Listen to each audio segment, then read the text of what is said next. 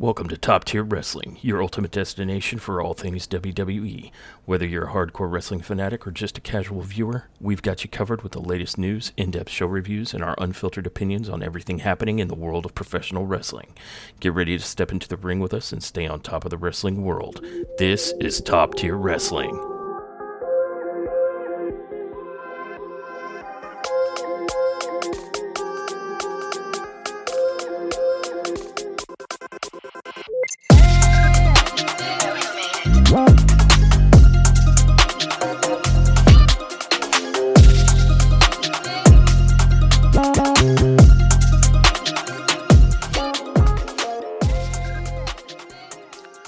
Welcome to Top Tier Wrestling.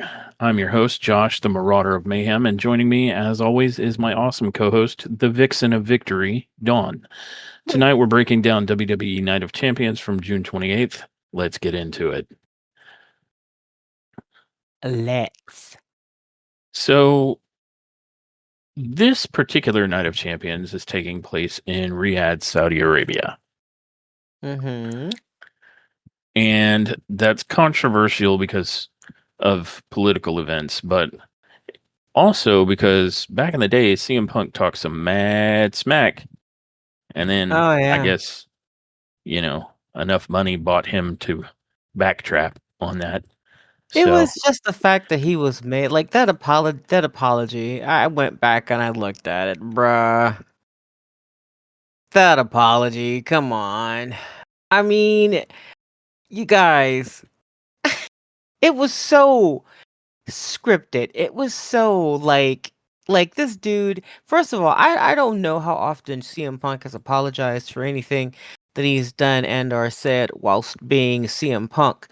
But I don't know. I felt like that apology was essentially like you better fucking apologize. You better do it. Like it just you know what I mean? It didn't feel like much of anything. But yeah, that's my opinion. Yeah, that's but my opinion. not a CM Punk fan. I know, amazing shock to all who were listening. However, I did read several comments from people that are CM Punk fans for whatever reason that could be. And they were very disappointed that Mr. Anti-Establishment, the whole premise of his pipe bomb, is now Mr. Apologize because the company said so.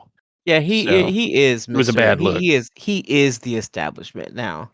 Like I think John Cena said that in a promo that he cut He on did. CM Punk before they had their match. Like, and he ain't wrong. Like, he really is. But again, my opinion.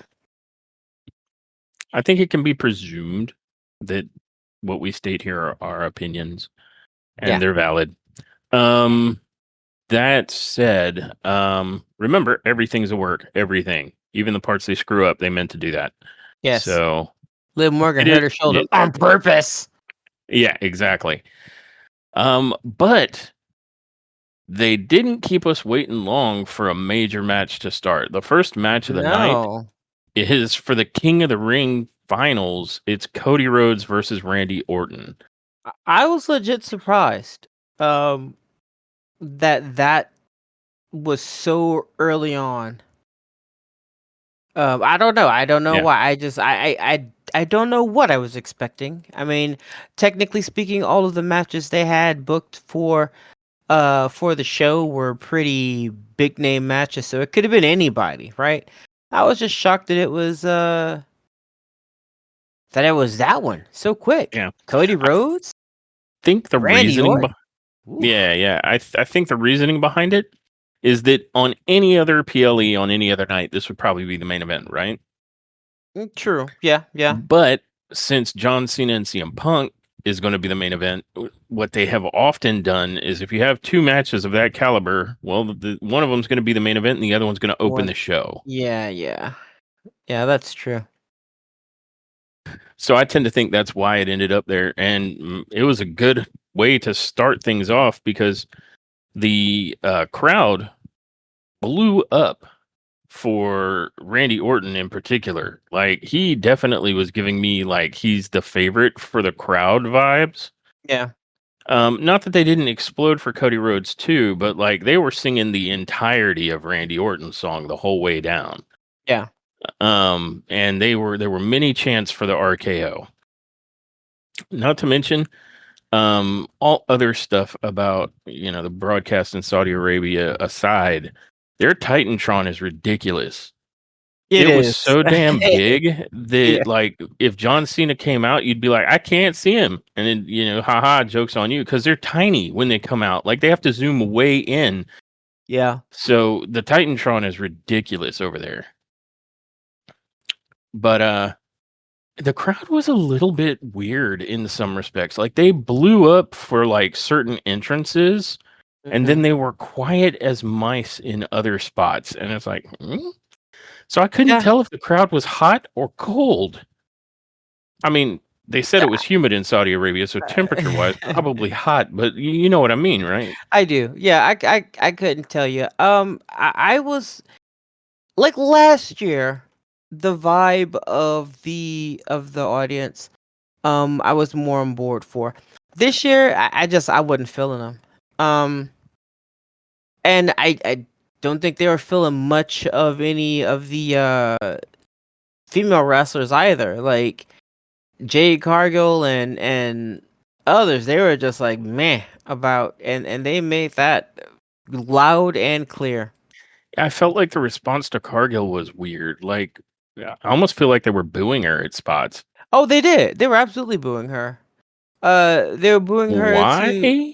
I'm not really sure. I don't know, and I haven't looked it up. I'm sure there's reason for them booing her. Maybe they were more up on Oscar than they were her. I don't know. Whatever the case, they made it clear that they were not feeling this woman.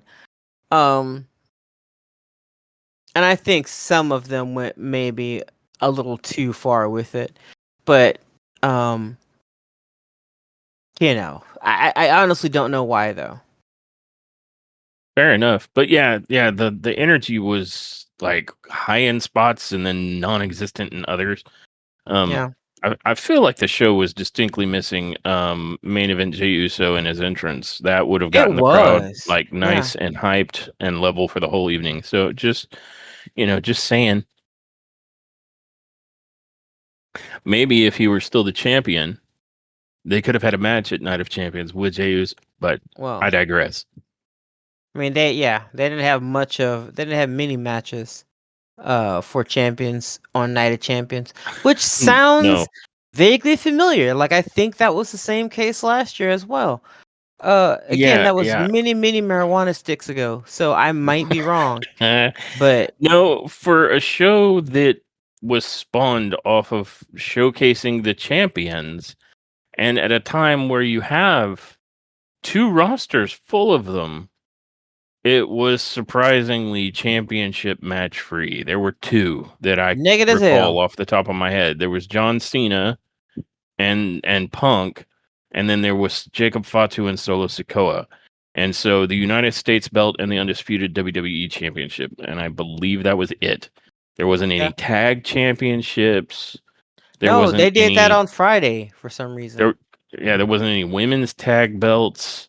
Um Poor Io Sky, who has been forgotten as a champion because they haven't booked her since WrestleMania, could have done something maybe at Night of Champions. Like, is she okay? Yeah, I have no idea.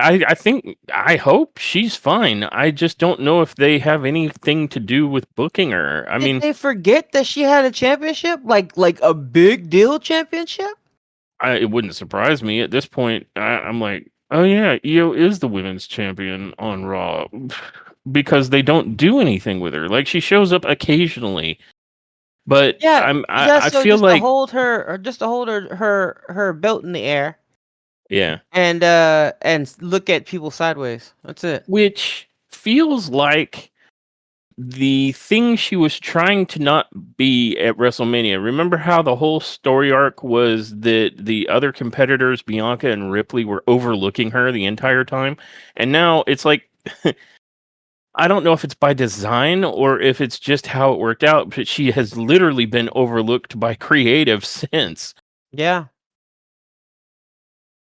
If it's on purpose, then I guess they got a crazy story rated for us that we won't even believe it. Yeah, I And don't know. they're I gonna would have blow our thought wigs back. It's some amazing booking would have storyline. been better than no booking, though. You know. I agree, but hey, everything's work. Everything. I listen. I'm not gonna let that go. I'm not gonna let that shit. That I I'm gonna wouldn't. be real petty about it. Real petty about everything's work, and Hey we're man, stupid. baby, it it's pretty clear Triple H let us all know, all of us talking heads on the internet know what he thought of us and our opinions. So feel Yeah. free to feed him that crap back to him and The Rock. Yep. So, but I mean, what did you think about this match? I thought it was an interesting match. Um, but I'm not entirely sure what the story was. Like it looked to me, just to summarize it real quick, Orton and Rhodes basically battle it out, and early on, Orton's lower back presents as an issue. And upon seeing this, his good friend Cody Rhodes decides to viciously attack it the whole time. And that totally fits with what they had said to each other. It's like, we're long-standing friends, but nothing's going to get in the way of me getting to this opportunity at the championship. Yeah. Both of them basically had said as much. And then later in the match, Orton, I guess, catches a second wind and, kind of gets control of the match and is up against Rhodes. And I think he hit him with like an RKO and Rhodes kicked out. But Rhodes was phased enough that he was on all fours, and that sets him up for the big punt kick, the Hmm. legend killer. And then he couldn't pull the trigger. And I had But then he said could. when we were looking at it, like, Orton is basically signaling he's going to lose. Him having his back hurt him early on in the match. That's work speak for we know who's not winning. Hmm. Um, yeah, but yeah, exactly. And then he has to work up some resolve and he attempts to go for it and Cody gets out of the way. And then Orton, I think, jumps out of the ring and goes to get a chair. And when he comes back in with a chair, of course, that distracts the referee who pulls it away from him. So he runs over to the opposite turnbuckle and removes the turnbuckle pad. And then he attempts to grab Rhodes and throw him into the corner, and Rhodes reverses it and throws Orton into the corner, ribs first, and then grabs him into the crossroads. And that is the way that he ends up winning. And it's like, so was it just the story that Orton hesitated but Cody didn't? Is that it? Because Mm, it for a while I thought it was going to be like, well, Orton just didn't have the malice to do this to his friend, but then it looked like he did, like you said. yeah. So I'm guessing it's just he hesitated.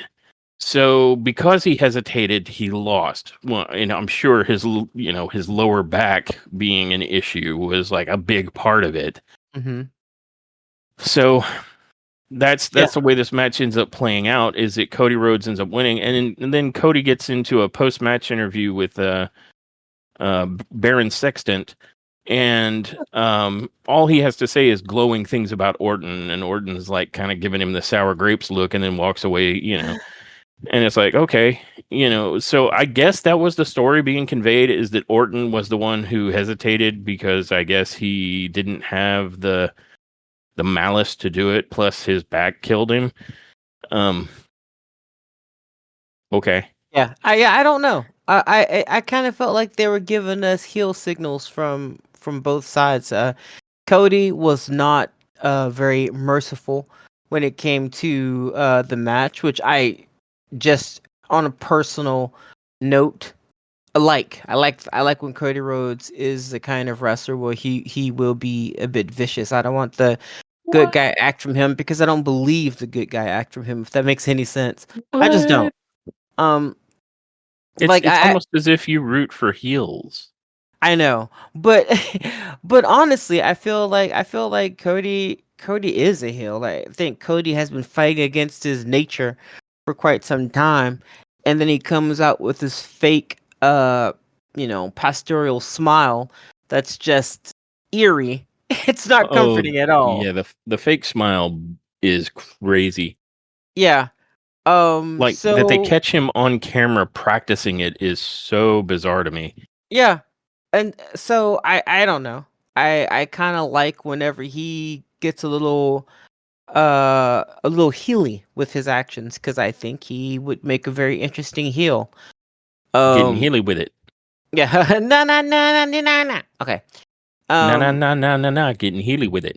we had to. So, like, honestly, I like when he gives me the heel vibes. Um, Well, you and may be and in luck. and the same thing with Randy Orton, but I don't know if both of them are going to be going heel anytime soon. But I feel like Randy might. Double heel turn. Oh man, they Yeah. gotta out heal each other now.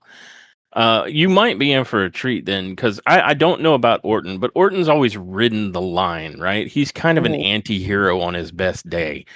Um, but Cody Rhodes, I think, in a recent interview, said that a heel turn might be on the horizon for him. Yeah, see, he wants to be a heel. He wants But this. yeah, well, and I think it's probably the next most interesting thing to do with his character. We've had vanilla face, super good guy action figure Cody Rhodes for a while, and Mhm. the only way to, I think, keep him interesting would probably be a heel turn, as long as it's not John Cena esque, because that one has sucked. Oh, you mean boring? Yeah. Yes. Don't be lame. Just don't be a lame heel turn, and I'm going to love you. Just don't be lame about it. I cannot get on board with John Cena because John Cena's heel turn is so goofy. It's so like, what the hell are we doing, man? Are we for real right now? Well, guys, are we serious? It's bad. Yeah. It ain't my favorite. It sounds so simple. If you're an entertainment product, don't be boring. Ta da! That's it. Yeah. That's all there is to it. We've Plain and cracked the simple. code. Yeah, yeah. But I don't know. I mean, I'd be okay if Randy went heel again, but Randy's been there, done that. And he's on such a level that he could be a heel, he could be Santa Claus, he could be anything you want, and the audience is just gonna explode for him. So it doesn't matter. I think as far as Cody is concerned, though, people are kind of bored with the goody two shoes. I mean, they were getting bored with his run towards the end of it. I mean, I could Yeah. see John Cena taking this belt from a mile away. Um Now standing on the outside looking in, right? Like, Right? now you look and you go, "Oh yeah, no, I could totally see how we got here." Um but that's the what else is there to do with Cody? I don't even think people are interested in him being in the title run again right now, because we just had that, and we know Yeah. that when we have it again, they're pretty much the same thing's going to be happening. So, eh, eh, you know. Yeah. But overall, this was a very entertaining match. Cody and Randy work well together. And I mean, we're talking about seasoned professionals here, so this was exactly what I expected it to be. Oh, yeah. Um, That's- Entertaining with somewhat of a crazy storyline. Like, they were basically saying, "Who's gonna turn heel first? We don't know." Like, but I mean, they're setting us up for one or both of these gentlemen to go heel. So let's go. yeah. I agree with you. I felt like it was a very good match. Like if you came to see some Cody Rhodes and you came to see some Randy Orton, you got your money's worth. Even Orton selling that his back was killing him, he still wrestled his ass off. So Yeah. it was good. Also, kudos to that man for coming up with clever ways to RKO someone for years. Um, Yep. for years, he just keeps coming up with ways to, from out of nowhere, our asses. Um, so yeah, Yep. just be sitting there going, "How did he counter an armbar into an RKO? What the hell?" It's like, wait, rewind. What did we just see? Yeah, but yeah, all in all, a very good opener for the show. And in the words of Forrest Gump, that's all I got to say about that. I Well, like all the right. pause. The pause is like, okay. I got surprised. I didn't expect it to end so abruptly. Um, but you meant it. You were like, "That's it." um, I mean, honestly, that's it. It was an entertaining opener. mhm. Both guys looked good. Uh, and my fingers are crossed for Cody to give us a heel turn before Randy. We've seen it. We've seen Randy, and we love Randy. Randy can do whatever he wants now. Like he's made it to that status. Yeah, I think Randy should just show up to every champions match, like the world heavyweight and the undisputed, and just RKO everyone until they get pissed off enough to give him championship matches. There you go. Yeah, pull a big Bronson Reed. Mm-hmm. Mm-hmm. Hit him with like 18 RKOs in a row, and then it's like, fine, you're in the title picture. Seize Yeah, the brass ring. like RKO the brass ring. I think I think that if Big Bronson had not had to go away due to an injury, I think his push would have been much further along right now. And I think by the time he came back, they had moved on with the storyline and whatnot, and other people had been injured, and the Bloodline 2.0 kind of just dwindled. Um, so there's really nothing else for him to go back to. But Seth, who encouraged him to give him all of the tsunamis in the world, um, who encouraged this push from Big Bronson, I think he saved the day yet again and brought him into his stable.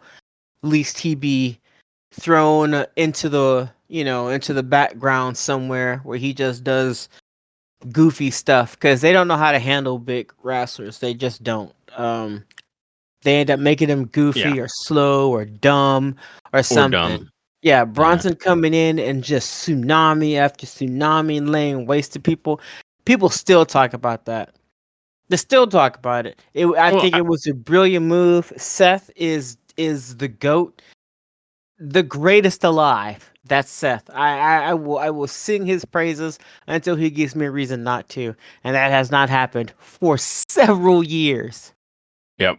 No, I agree. I have heard on the internet webs, um, that some people feel like Seth grabbing up Braun Breaker and Big Bronson Reed, has stalled out the momentum those two men had on their own. What momentum I was big? What? I don't agree. Well, Big Yeah, come Bronson on. Reed was on the up until he got hurt. That, Yeah, I see that. exactly. But Braun Breaker was very much, kind of doing his own thing. But that said, I don't agree with that. Like, where I could don't you think so. go that's higher than the obvious new top storyline that WWE is working right now? This is the top of the top of the card. No, to be perfectly honest, I have more of a concern for Big Bronson than I do for Breaker. Breaker. I don't know why I want to call him Brock Lesnar every single time. Braun Probably because it's got Breaker. the hard K and Braun. I mean, Yeah. so it kind of phonetically they kind of are together. And their styles are very similar. Yeah. Beat the bejesus out of somebody with overwhelming speed and power. Ta-da! Yeah, I don't think that that I'm doing it again. I'm doing it again in my head right now. Trying not to call this dude Braun Breaker. I mean I would Brock just call Lesnar. him Breaker. Oh, I would just Breaker. call him Breaker because all the Bronze, like you got Braun Strowman, Big Bronson Reed, Yeah, Braun Breaker. I'm so It's glad so they're deciding to brawny. call themselves the Bronsons. That'll make Oh, this way easier. oh yeah, Um, that'll make it a cakewalk. but I'm still more concerned for Bronson Reed than I am for Breaker. because Breaker's gonna be just fine, bro. Him being Yeah. hooked up with Seth is not a stall. That's like No, and he's young enough and early enough in his career that almost anything could happen and he could rebound. this is the Monday Night Bloodline right now. You're not wrong. You're not wrong. You guys are outside of your mind if you think I'm honestly more concerned about Bronson because not only Bronson Reed, because not only was he gone for quite some time due to an injury, his comeback they really kind of downplayed it. Like he just came back and like, oh, it's Big Bronson, and that was it. Which usually makes me a tad bit nervous. Let's look at how Oscar came back. Even though they kind of told us the story before we heard that she was coming back, they made a big deal out of it. There was like a vignette. They talked about when she's coming back and all of that. None of that for my man Reed. He was just kind of back. Well, The same. that's because his was a surprise comeback, right? Well, I mean, so was Oscar's was supposed to be a surprise comeback. That's why they ended up doing the announcement that night because they realized that they'd already showed everybody that she was going to be there. So that's why they just went ahead and leaned into it. I mean, and even still, if it was a surprise, then the next time we saw him, there would have been a vignette about him being back and what he plans to do. None of that. So I was already kind of nervous, and when he came back, people were like, "Oh yeah, Bronson Reed, cool." And then he's up there with Seth, and he's up there with Breaker. He's up there with Paul Heyman, who are all they all have a thing, right? My name is Paul Heyman. The audience chimes in there. Breaker barks, and the audience loses their shit before he even he's got does the anything. dogs. Yeah, Seth, they sing his song. Then they show Bronson Reed, and people are like, "Yeah, he's here too." So what you're saying is the guy whose finisher is called a tsunami needs to find more of a way to make a splash.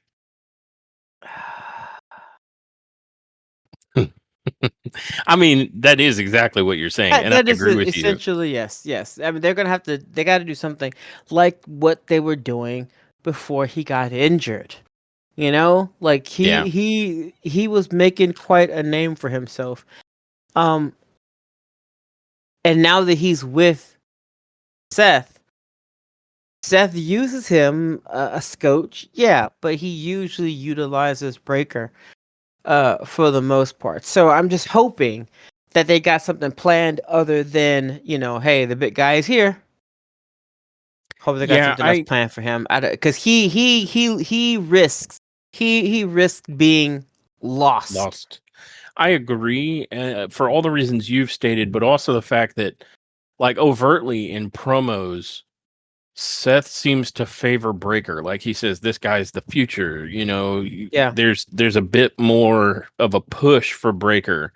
I would love to see a little bit more out of Big Bronson Reed. I mean, especially like let him do some talking, let him try to get some, like what you said, get maybe a little like a catchphrase or something he calls his fans, anything.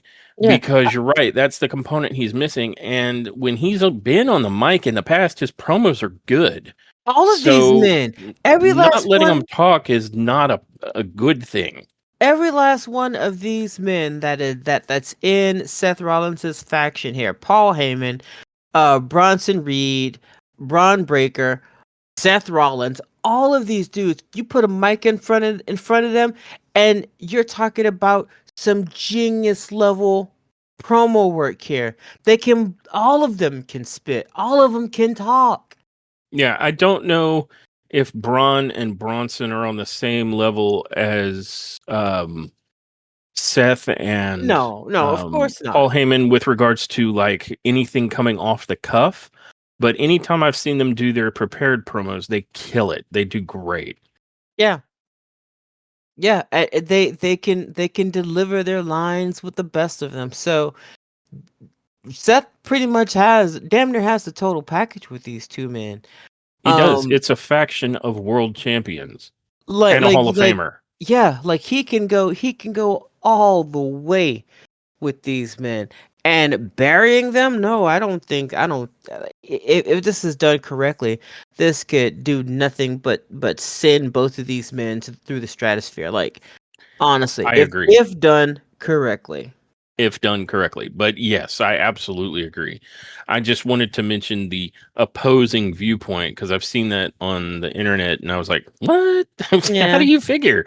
Well, Like not these, everybody is right. You know, not everybody can be right on the internet. hey, not everybody's top tier is what you're saying. That's what I'm Yeah. hearing. Yeah. A lot of people are just freaking wrong. You're wrong. Noted. Shut up. So You're just there's wrong.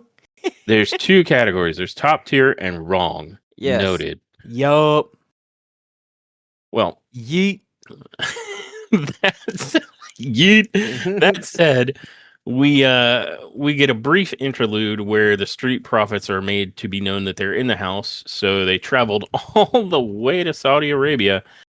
I guess for SmackDown, I suppose you Yeah. could make that argument, but I mean, you had the tag champs there on Night of Champions, and all they did was sit in the crowd and wave.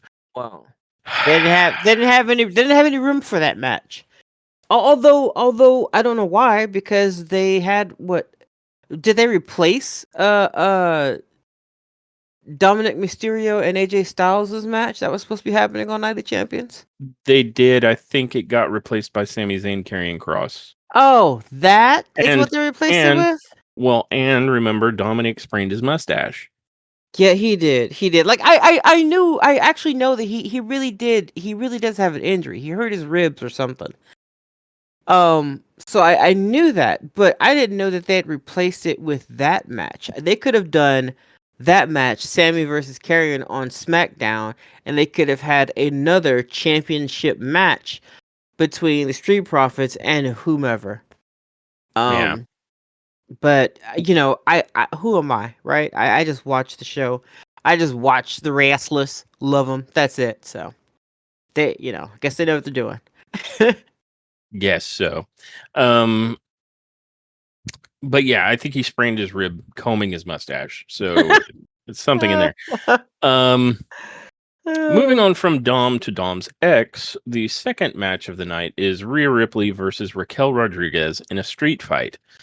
And this is a grudge match for these two women because each one took turns messing up the other's qualifying matches for Queen of the Ring, which just pissed each other off. Um, Now, in this match, I felt like my concern going into it is Rhea Ripley going to have to play down to Raquel Rodriguez's level, or will she step up? And to my pleasant surprise, Raquel probably looked better in this match than she's looked since ever. NXT. Yeah, since NXT. That's fair. Since being on the main roster, I should say then. Yeah. Since her And NXT bouts with Rhea Rhea Ripley. Ripley. Yep. She hasn't looked this good since. Yeah. And I don't know if it was because I don't know if Rhea told her quit playing with me. Come out here and let's get it. I don't know what. Well, But whatever the case, it worked. Rhea maybe should have told her to go a little bit easier because Rodriguez apparently Rhea suffered an actual rib bruise. Like it's not super severe. She's not expected to miss any time, but she did hurt her ribs because Rodriguez beat the crap out of her with kendo sticks. I mean, come prepared. Come That's all I'm prepared. Yeah. saying. That's all I'm saying, Rhea. Bottle Yep. weave. So to summarize the match, it was largely a lot of Rodriguez smashing Rhea with kendo sticks and chairs. There was also a point where Rhea got pinned in the top rope, like crucifix style almost, where her arms were stuck between the top and the middle rope. And this allowed Rodriguez to just beat the crap out of her for a while until Rhea kicked her in the face and I think managed to get free. And from that point forward, Rhea kind of was maintaining control. She was giving that ass whooping back to Raquel. But before Rhea could quite fully, maybe take control and finish it, Roxy Perez comes out and attacks her. And then Rhea jumps out of the ring after Roxy Perez and kicks the ever loving life out of her. Literally kicks her out of the match because after she got that kick, Roxy just wasn't a factor anymore in this match. No, she flat out died. She died, guys. If anybody wants to know what happened, Bert, it was a promising Roxy, career. she died by foot. Death by foot. And then beyond that point, Raquel and Rhea both sort of go back and forth. Raquel gains control for a little bit and sets up a table in a very unique fashion across the top rope, like a platform. Yeah. And it looks like she's setting it up to maybe, I don't know, Tejana bomb Rhea through it or something. But Rhea ends up throwing Raquel into it face first. And Raquel just is like, brr, and she folds up. After that, and then Rhea somehow gets up on top of this very precarious table platform and pulls Raquel up there with her, and then does a like avalanche riptide tour off the top of this crazy table and picks up the Yeah. win. Yeah, and also you will not hear me say this often, but props to that particular ref in that match who is holding down in more ways than one. He was holding the table for them whenever they were doing that ridiculous move. He kept the table steady, and he also kept those stairs steady and from not fall. He held the stairs so that they wouldn't fall on either Rhea or Raquel once Raquel's Nice. face ran into them. So my man was out there doing double duty, and again, I do not give props to the refs often, but I will give him props. Well done, bruh. Yeah. This was a good match. Like Rhea and Raquel have a chemistry with each other, and it's the best do. I've seen out of Raquel. Yep. Roxy Perez did fine for her part to show up and interfere a little bit and then get kicked in the head and be out of the match. But I mean, that helps further the story that Roxy is looking out for Raquel and vice versa. Yeah. They just weren't enough for Rhea Ripley. I mean, they couldn't handle the brutality. It's hers. But this was as good of a street fight, I think, as you're going to get in WWE. I will say that it was. Was it the same? Was it on the same level as the match between Willow Nightingale and Statlander? No. No. That's why I qualified it within No. WWE. but it was still good. It was still better than the quote unquote street match between Cody Rhodes and Shinsuke Nakamura. Oh, that match Still, was so bad. Yeah. still a better match. Still a better street fight than that. It was good. It was good. And as you said, this was the best that I've seen Raquel look in quite some time since her NXT days. Yeah. And I hope they keep that momentum going. It's just a shame that Liv Morgan has been injured and is now someone out of the run. But something Yeah. tells me that Roxanne will be there to pick up the slack in more ways than one. So we shall see. She's going to help Dom keep his mustache polished. Gross. Immediately. Immediately just bleh. Moving on from that quickly. I would like to take note that Rhea Ripley was testing out like a different look. Like normally she's very goth with like heavy black eyeliner and black lipstick, and she was out more like a Harlequin or like the Joker almost on this evening. It was a pretty neat change of appearance. Yeah, I did like her makeup. I thought she looks cool, but I think she looks cool all the time. I mean, I know you do too, but yeah. She looked cool. And also, guys, just in case you wanted to know, Julia was also in the house. Yet again, I believe she has a belt now. So another champion was on scene, but not at Night of Champions. Of Champions. That means that they are there. That does not mean it is not called Fight of Champions. It's called Night of Champions. So clearly that's how we're supposed to interpret that going forward. She was here to show everyone that she also had a belt that she would not be fighting for on the actual show. She instead would do that on Friday Night SmackDown, which is not called Night of Champions or its prequel. So there you Yes. go. And it is worth noting, since we did not cover SmackDown, just a little too busy this week, that Julia won the U.S. title from Zelina Vega. That's Just correct. straight whooped her ass. And I'm very happy about it because Zelina is not that great. She's not that great of a wrestler. I'm sorry, she's not.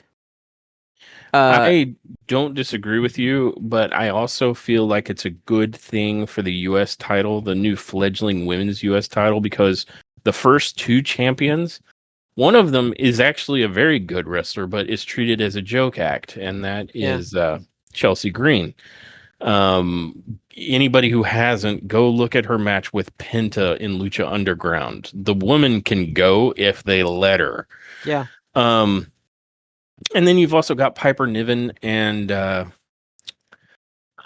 other gal whose name is escaping me, Alba Fire. Yeah. And both of those women can also go, but for some reason they are just like Alpha Academy right now. They're just a joke act. So Yeah. the first championship run was with a joke act, and then unfortunately, other people can disagree. That's fine, but I agree with your opinion that Zelina Vega is not a great in-ring worker. Other wrestlers have to go out of their way to make her look believable, and she causes a lot of botches. Yeah. So you get a second joke for the title run in terms of it being given to someone who really isn't a very great wrestler at all. So it was Yeah. like a token run, like, oh, I guess you're up. Yeah, and I mean, I get it. I understand that she is. I understand she is small. I understand, but before you guys give me the argument about her size, I would like to point out other wrestlers that are no more than 20 pounds heavier than her: Alexa Bliss, Liv Yep. Morgan, Yep. Julia, the gal that Roxy Perez, Roxanne Perez, Yep. um, Nikki, the chick that's with The Wyatt Six. White Six. That's Yep. just 5 women right there Yeah. off the And top of the dome. while Zelina might be smaller, there are several precedents of small women that have made themselves convincing in the ring. I would say Alexa Bliss is a really good example of that. Nobody And questions whether or not Alexa Bliss is gonna come out there and do the damn thing. They don't nope. question that. They don't. And she didn't have the same problem. She makes her moves look believable. On top of that, she takes bumps very well. Like Alexa is kind of the gold standard for smaller female wrestlers in WWE as far as I'm concerned. Um Yeah, I would say that's true. I would agree with that. like she's always been the total package. Like people just slept on her for some time, but she's always been that. So I don't understand what Zelina is. She look. She can come out there wearing stuff that's twice as big as her. Like if you Yeah. can walk down the aisle with twice your body weight on your back, then you can get in there and give us a reasonably believable match. Yeah, I don't think Alba Fire outweighs her by much, if any, because No, Alba's a very thin woman. She's a little taller, but she's very she's a thin. little bit taller, but And she is, if and I you could, remember correctly, about 15 to 20 pounds heavier than her. So again, yeah, like these women are not. I'm not trying to put her weight out there on blast, but I'm gonna say that she's slightly smaller than the standard 120 for yeah. most females. And So so the case that I think is being made here is that there are smaller women or nearly as small women that are just better in-ring performers. Like you could give me Alba Fire or Alexa Bliss in a match with some of these bigger opponents like hiccup. Nia Jax or Rhea Ripley or Bianca Belair, and they could put on a believably good match that I could conceivably see them win. Um, I can't feel that way about Zelina Vega. If you put Zelina Vega in there and Rhea Ripley has to job to her, it's going to look like ass. And it's Yep. going to be Ripley like playing down to Zelina's level, not Zelina stepping up. Yeah. It's gonna look just as bad as that time that John Moxley had to sell for CM Punk when he gave him the belt. True facts. Yeah, I said it. Um, I agreed with but it. yeah, yeah. But overall, to going back to the match with Rhea Ripley and Rodriguez, fantastic match. They both look good. I always expect Rhea to look good because Rhea always looks good in the ring. But I was very, very excited and very happy to see that so did Raquel Rodriguez. Like I've been Yep. waiting for her to come out and be just as brutal as she was in NXT. They kind Yeah. of watered her down when she came here. They thought it was more important for her to speak Spanish every single chance she got instead of coming Yes. into the ring and just Yeah. dominating. Just turning Raquel into the avatar of like Mexico. Yeah, Um, no, I agree with you. But just to kind of bring the points we were making full circle is that the two title runs for the US Championship have been a joke, and now Julia represents a hope that we can actually get a serious run out of it, like they're doing with Lyra Valkyria and the Women's Intercontinental Belt. yeah, yeah. Here's hoping. Here's hoping because that one, you and I have complained about this for quite some time now. Just how they're treating the belt on Monday Night Raw versus the belt on SmackDown. It's just like, Yep. bruh, this is night and day. Uh, and Becky Lynch showed up. Lyra was already doing a fantastic job of holding down that belt, making it a serious thing. But then Becky Lynch showed up and was like, "I'm gonna assist." And so now we got Bailey. Like this is crazy. Yeah, It's off that's like this is exciting for this the belt over here. it is, but also, while I admit that Bailey and Becky Lynch are giving a lot of credibility, particularly to Lyra, not just the women's intercontinental belt, but you're starting to have a little bit of an opposite problem. See, like what I hope with Julia is that Julia will have matches within the mid card because it's a mid card belt. Yeah, And well let me though Becky and Bailey elevate Lyra and that belt, it is a mid card belt, and both of them are world champions. no, I absolutely agree with you. But let me just preference what I'm saying about them making that belt look good with with how I feel this should end. This only works like the scenario that they've painted for the belt that used to be Lyra's. This only works if that belt ends up in Lyra's hands again. Oh, for sure. Yeah. It's painting its way to not a fatal four way, sorry, a triple threat match, like Yeah. overtly. Yes. And Lyra needs to win that triple threat match Yeah. and pretty much That be like, screw you, old, women, horsewomen, whatever. I'm the new hotness. Screw you. Screw you yeah. both. The only way that's this storyline, that this push is going to work, that it's the only way it's going to be successful is if at the end of it, at the end of this tunnel, there should be a Lyra with a belt. If that's not how Yeah. this is going, then I'm gonna have to call it a fail. So I'm assuming that all roads lead to Lyra getting that belt back. And if she Yeah. has to beat not only Becky but Bailey, that solidifies her as the champion for that belt and quite possibly the champion for another belt down the line. Yeah. I agree with you wholeheartedly. And over on SmackDown, I'm really hoping that now that Julia's the champ, Yeah. that it can be taken for a more serious bit of a run so that we can see like B-Fab and Michin and No. some of the other mid carders, step up and try to BFAP, get, maybe. yeah. But I Michin would is love no to see longer a them mid step up. Carter. Mm, And similarly, in the development of the mid card, I would like to see Chelsea Green. Like, it's fine if she wants to be the act that she is outside the ring, but I would love for her and the Secret Hervis to be a more serious threat in the ring.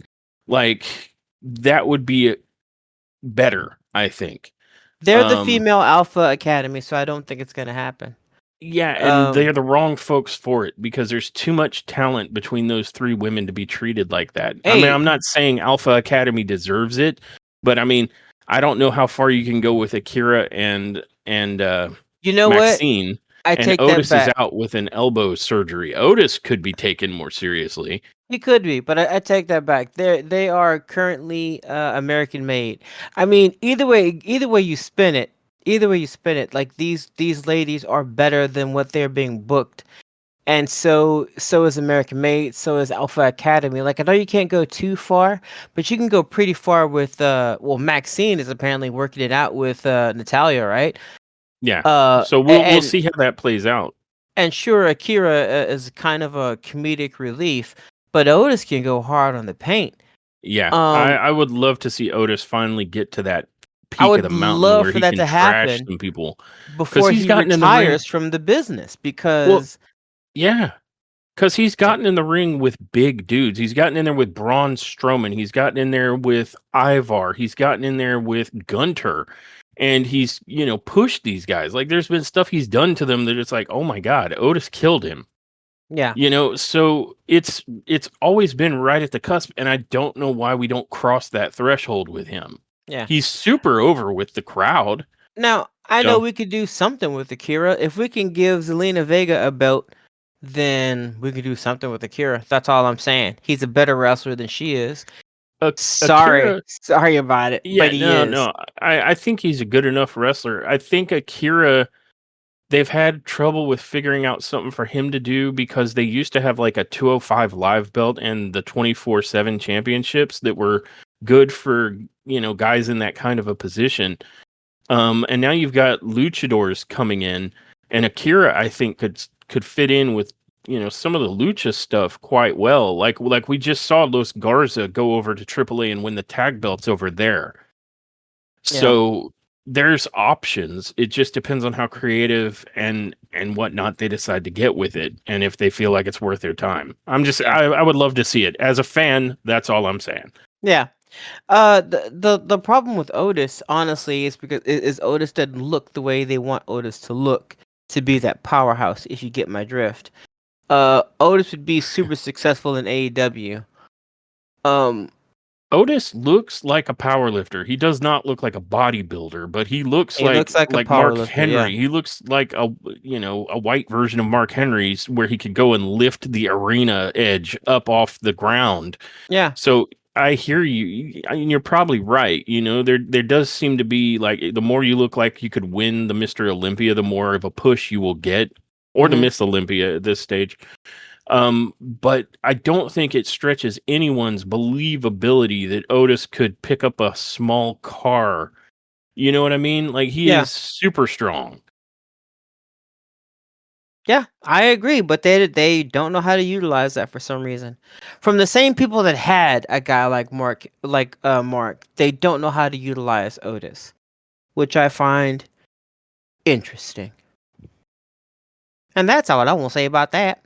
Well, that might spin back around on what you were saying about how they don't seem to use big men well anymore. It's almost like big men are on punishment because they were the favored for many years under Vince, and Yeah. now they're getting their comeuppance. Yeah, So, I don't know. they're so bitter about big men that if they got good runs happening somewhere else, they'll pull them back for no reason. Just sit down somewhere. You had a belt over there? Nah, screw it. Who I cares? feel I feel like you almost were making a specific point about a specific person. Almost. Almost, man. Almost. Yeah. Exactly. Yeah. I'm just saying, like they I don't know. Feel like they got some kind of issues when it comes to the bigger wrestlers, but it is what it Yeah. is. Yeah, there's two modes unless you're Oh, a favored big man. The two modes are you're slow or you're stupid. That's it. we That's the gotta only way they sell anybody else beating you. we gotta we We gotta gotta. gotta we gotta get to this third match because I have to vent.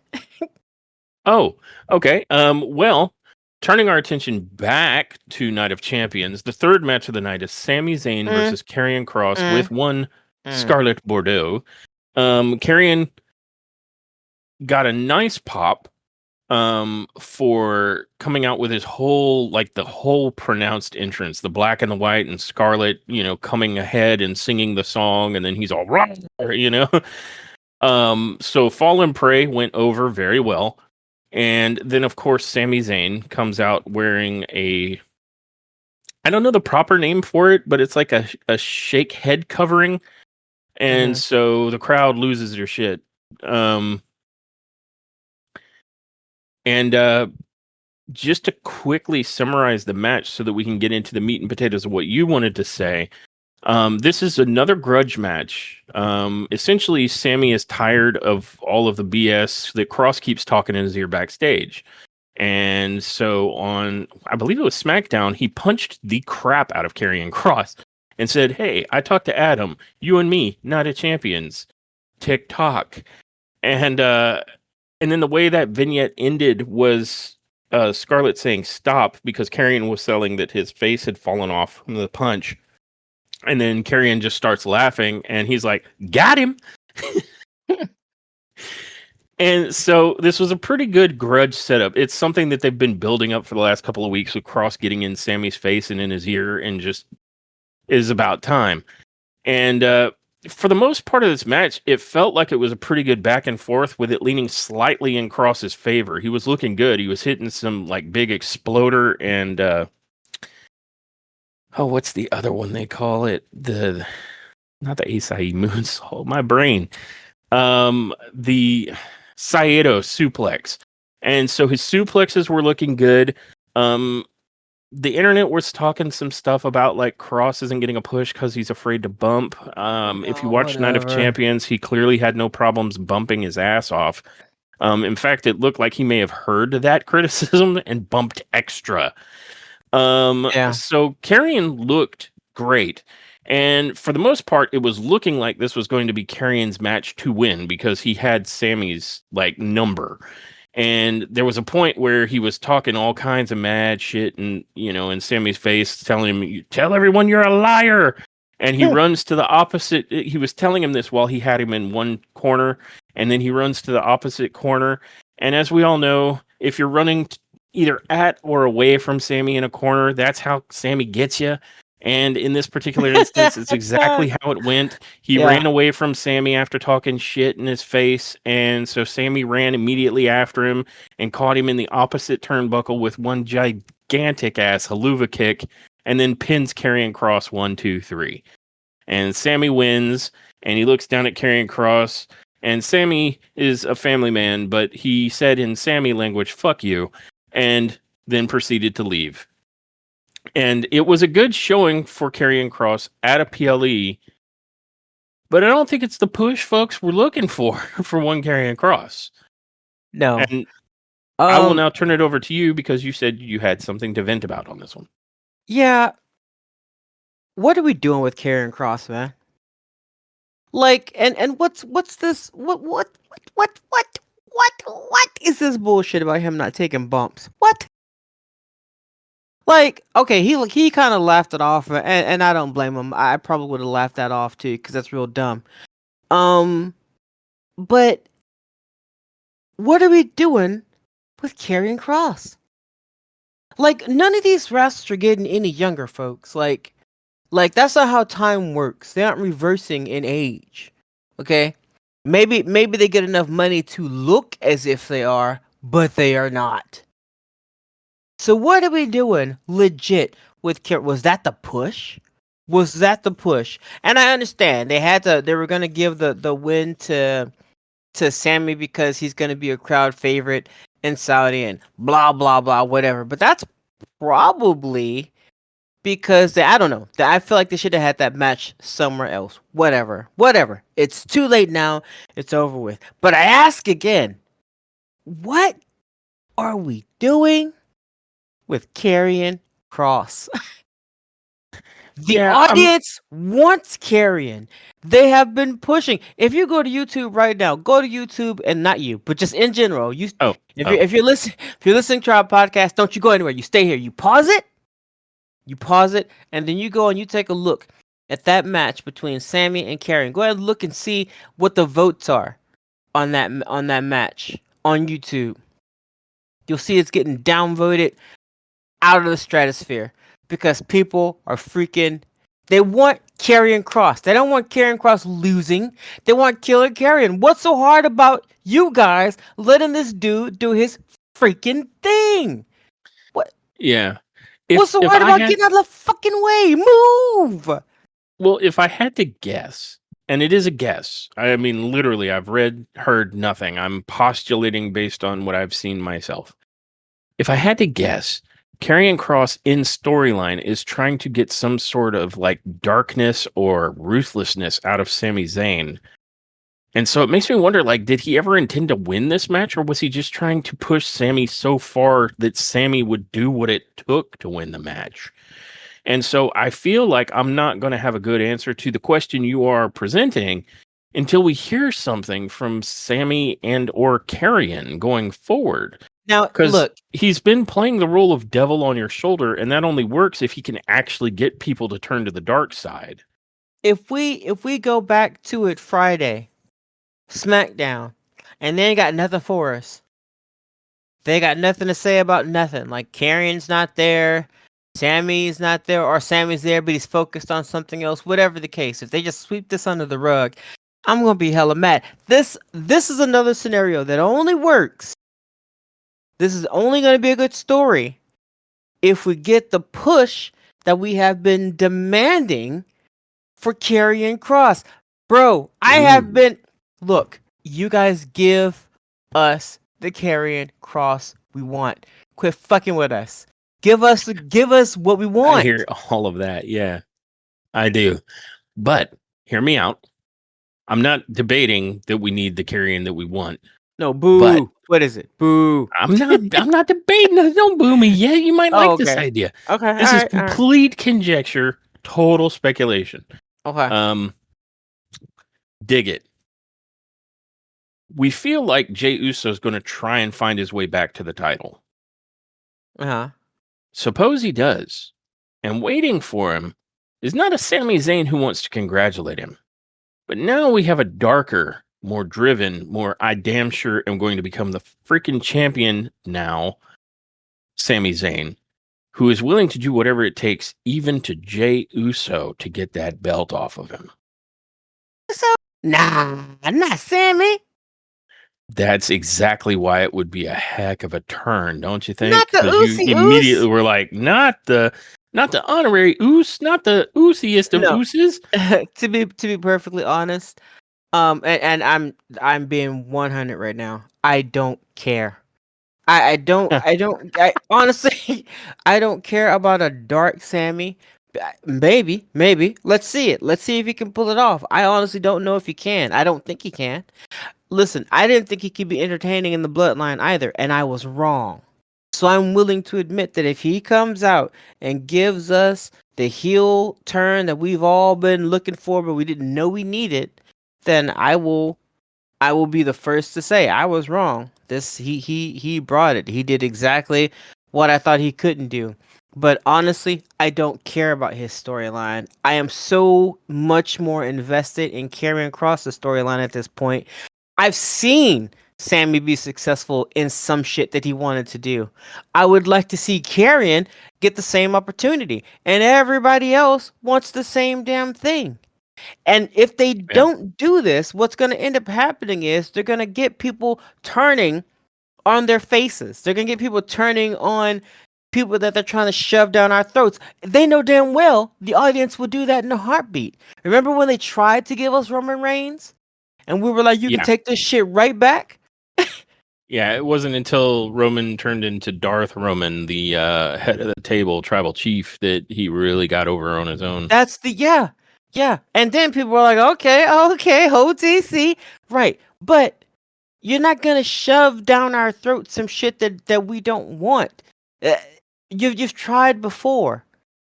And you continue to try. You're trying now with this heel turn for John Cena that I don't think many people are here for. They love the fact that it's John Cena. They love the fact that it's him, that he gets the mic now and he gets on the mic and he does his old school thing. But the goofy wrestling, the all matches ending the way you expect it, man. I don't know. I don't know. Maybe I'm speaking for myself only and everybody else loves it. Maybe people are thinking this is fantastic. This is probably the best I've ever seen John Cena wrestle. Maybe. I don't know. But Mm, but I don't think so. So I'm saying, bruh, maybe do something with Sammy, but for fuck's sake, where is Karrion's story? Like you keep throwing him into stuff, bits and pieces here and there, and then he just kind of falls short. And I have seen enough of him in the ring to know that I want to see more. And the only way that I got to see him be vicious is if I went back to NXT again. Another NXT guy that they should have just left the fuck alone if they didn't know what they were gonna do with him. yeah.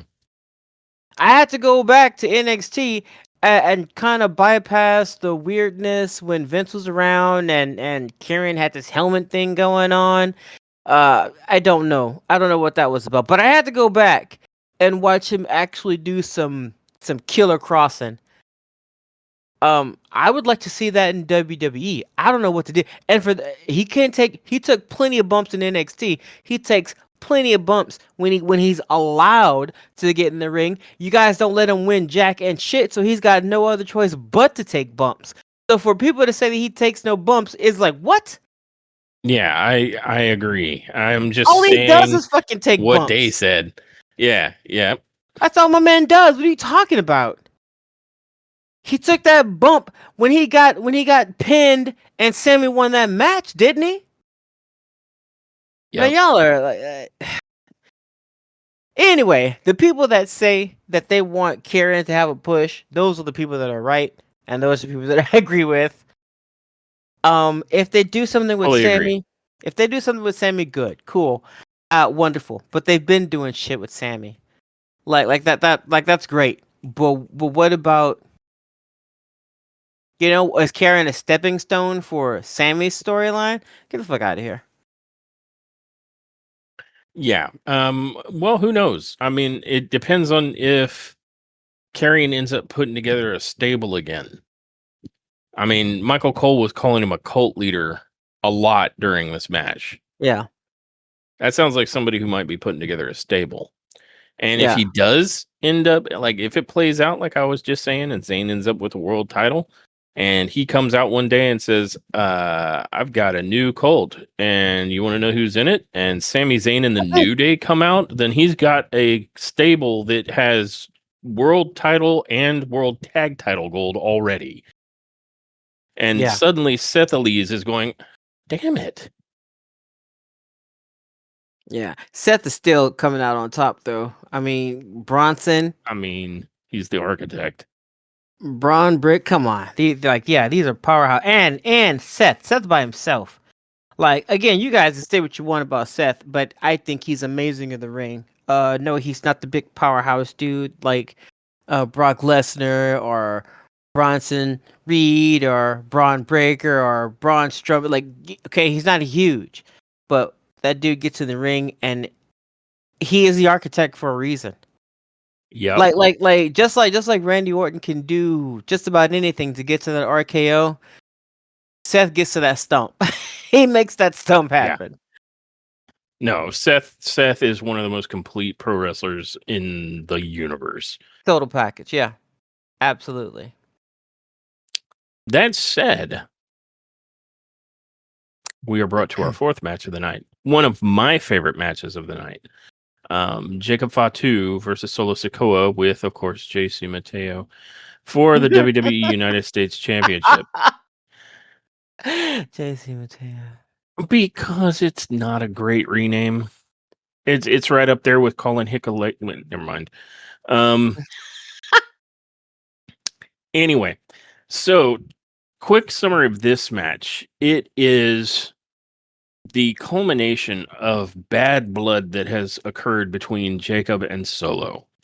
And essentially, Solo kept at first inadvertently costing Jacob, and then overtly talking shit about Jacob behind his back, saying he's more like all gas and no brains, which caused Jacob to turn on Solo Sikoa at what was it? Money in the Bank. And it literally cost Solo the Money in the Bank briefcase. So it has all culminated in this match for Jacob Fatu's WWE United States Championship. When you thought Money in the Bank, did you hear Money in the Bank or did you hear Dinero en el banco? El Campeón, Damian Priest, Senor Dinero. What was it on the bunk? En el banco. In el banco. Yeah, that's my Spanish level. Hope you liked it. Dinero en el banco. De Niro's in El Banco. Dinero's in el banco. Seniors. Seniors. Seniors. All right. Okay. Back to the match. Okay.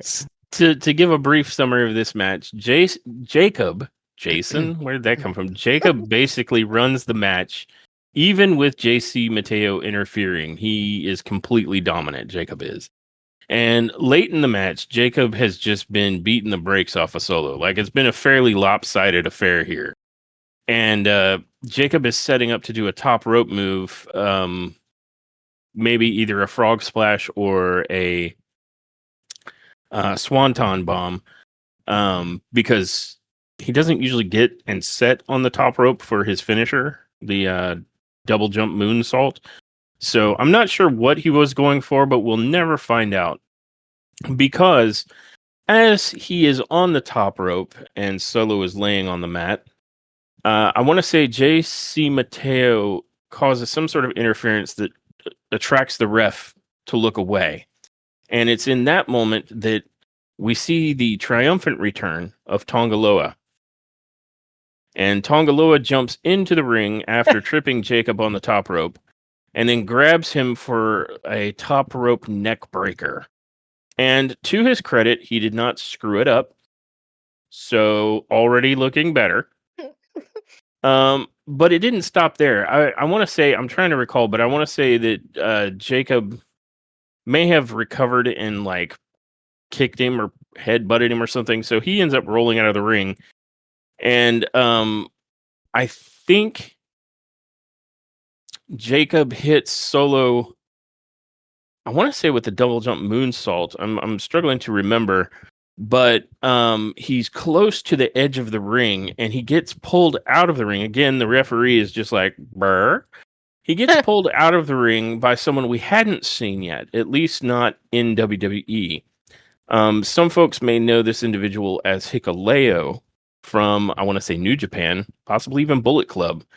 And he is a 7-foot tall member of the Tongaloa Tama Tonga group.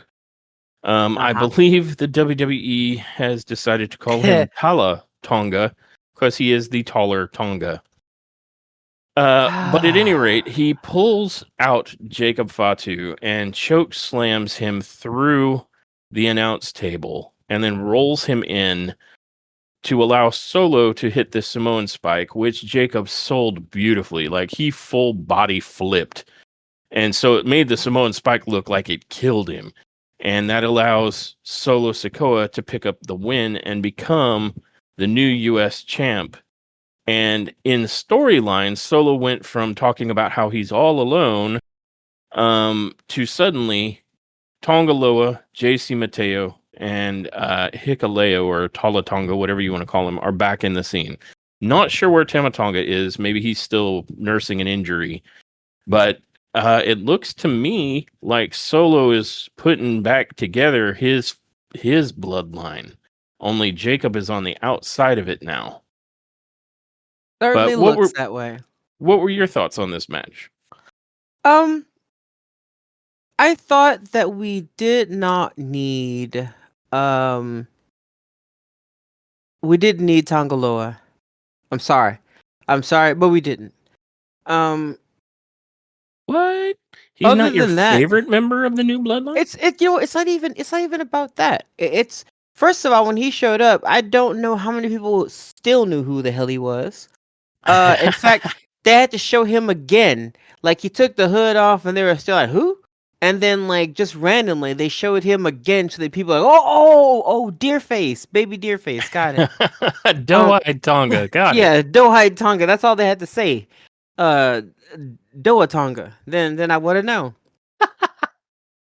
Um, but he was kind of unnecessary, and the move that he did could have been not necessarily done exactly the same way, but whatever. Hikalele, sure. Um Hikalehi-hoo? yeah, Hikalele.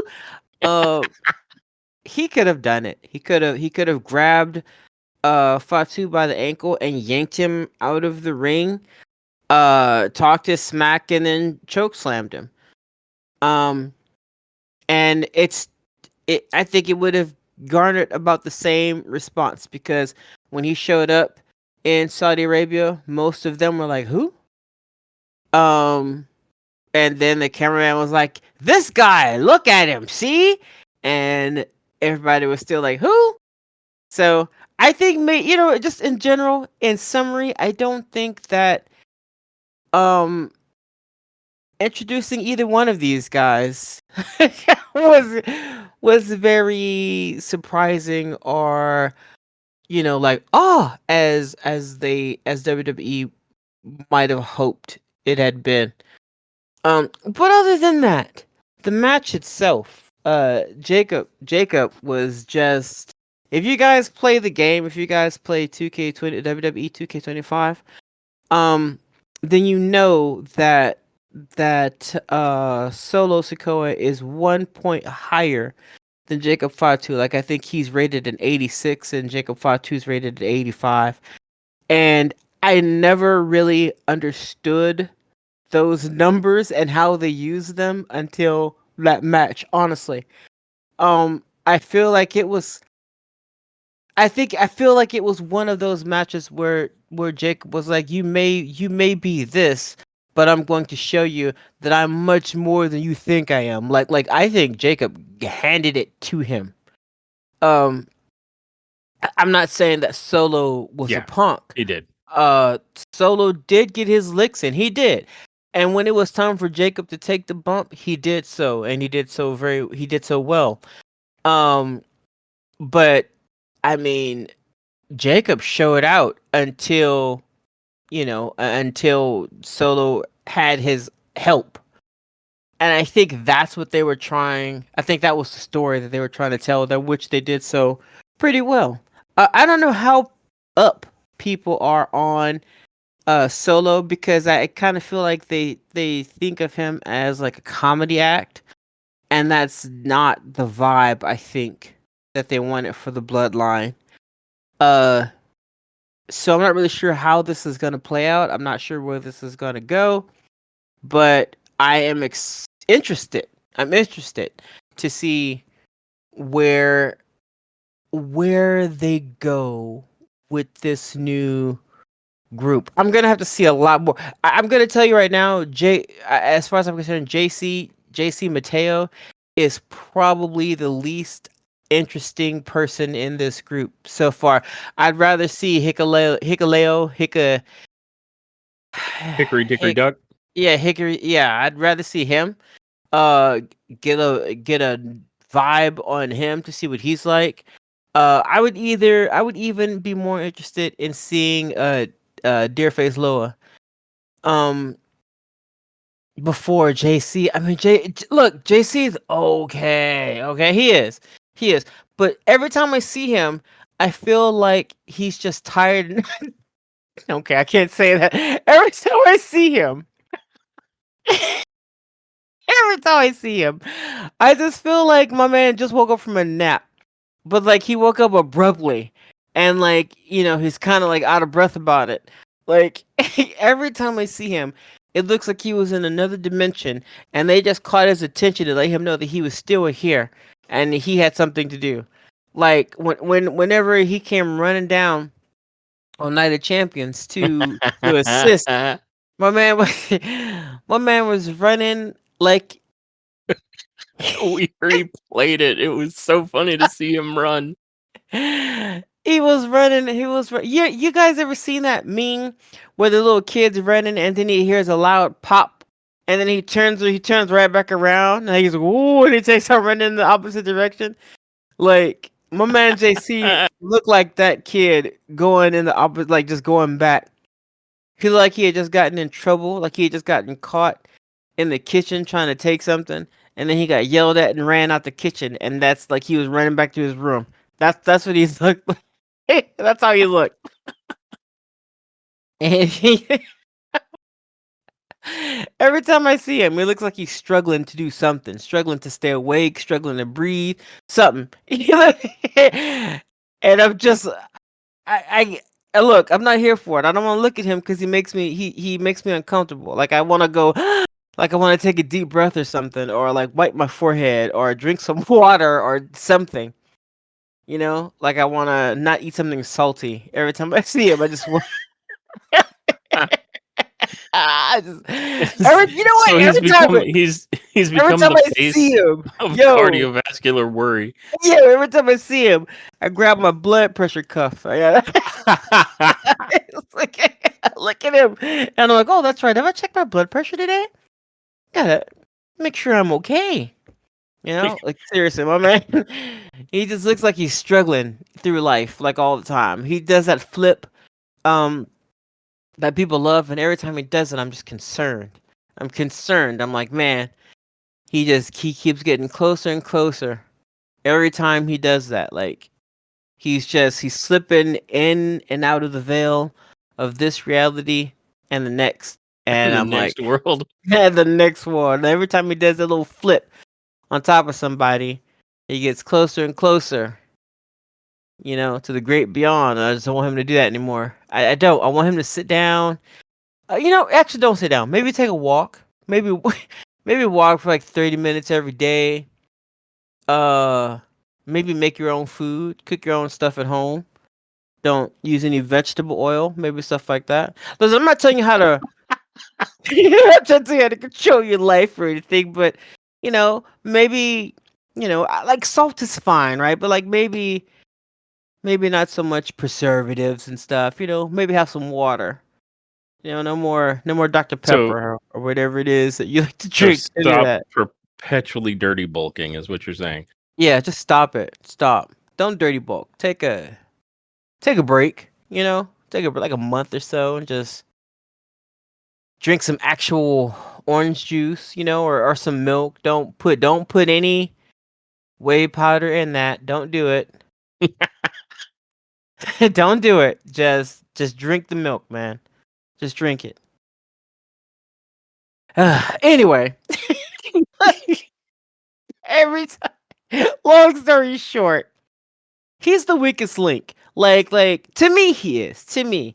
And I know they wanted to have another heavy hitter, that could rival Jacob Fatu, but he ain't it. I'm sorry, that ain't JC. I think if JC and Jacob Fatu had an actual match, I think Jacob Fatu would squash him. Because they are not the same. Okay, they're not. Just because both big dudes can do some backward flips while standing in a particular position, don't mean that they are not the same. All right, or doesn't mean that they're the same. Sorry, they aren't. Yeah. And it's got nothing to do with age or anything like that. I think JC is probably. I don't know how old he is. 65. I think he's like 40 or 41 or something. 65. Jesus. If he was 65 and still doing the flips and all that, then I would be super impressed. But, I don't think he is. Like, if I look him up and they say, like, he's 19 or some shit, I'll be like, oh, no. No. No, He needs to I think go he's home. 42. Yeah, so he's in his 40s. I think he's a tad bit older than Jacob. It's still impressive that he does what he does at his age, and uh, but I'm not as interested in him as I am in any of the other actual Bloodline members, and I feel like he is like he can't replace the two men they're trying to get him to replace, which is Jacob Fatu and in many ways Bronson Reed. He's trying to fill that category. Nah. Sorry, Oh, see, they didn't sorry need to about call it. him JC Mateo. They could have called him Bronson Fatu. That's what they Or want. That's what they Reed wanted. Fatu. That would have been even better. Reed Fatu. There you go. There you go.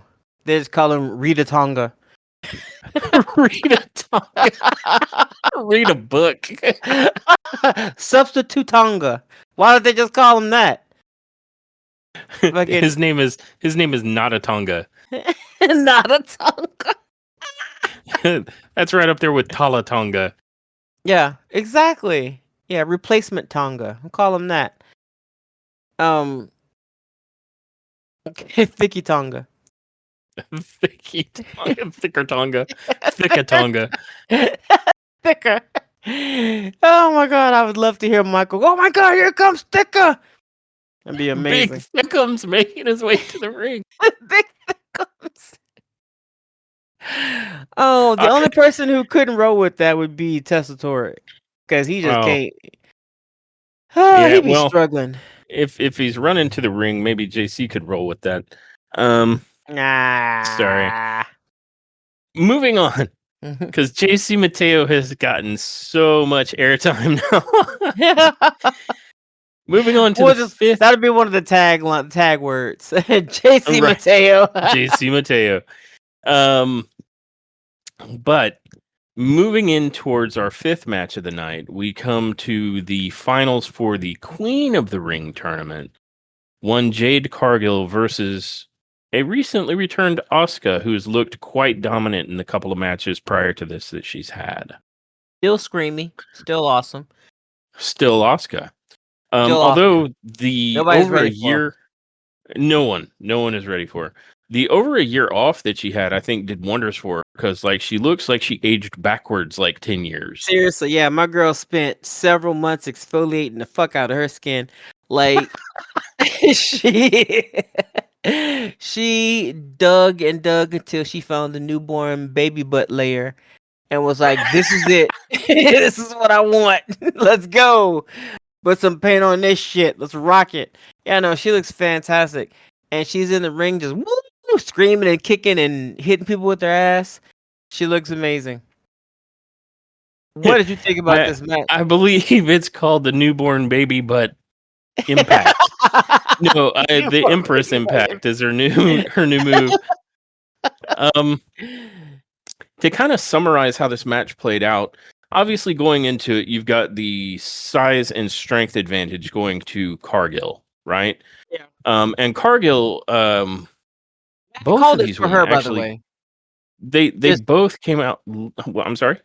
I would just let the audience know that because I don't remember if I said it on a podcast or not, but I called this match in favor of Jade Cargill. I did. No, I'm sorry. I called it in favor of Asuka. So sorry. Asuka. Yep.